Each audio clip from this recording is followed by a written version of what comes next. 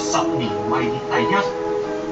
不過面對激烈競爭，香港機場要點樣保持優勢呢？2025年1月，國產客機 C919開通滬港定期航線，令香港成為內地以外第一個自由航班城市，為飛機回收、人才培育帶嚟新機遇。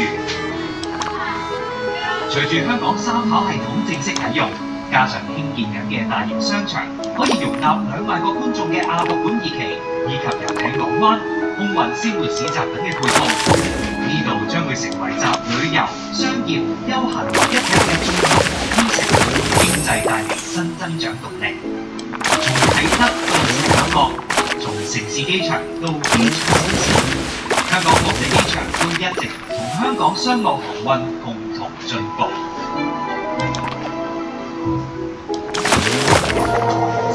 融入國家發展，鞏固國際優勢，團結香港，聯通世界。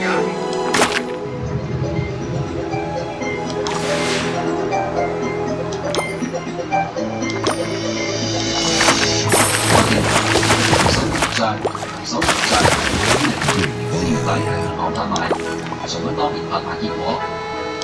青銅猴子頭以740萬成交，加埋本金，買家要俾港幣848萬5千蚊。有時青銅牛可以有平少少，但係都要成774萬5千。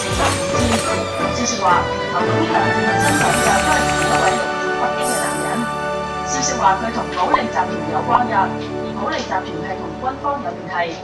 據在場人士話，買咗文物嘅男人話，呢件文物係屬於中國人㗎。負責拍賣嘅街市咧就咁講，有冇人或者係政府接觸過佢哋，叫佢哋唔好拍賣？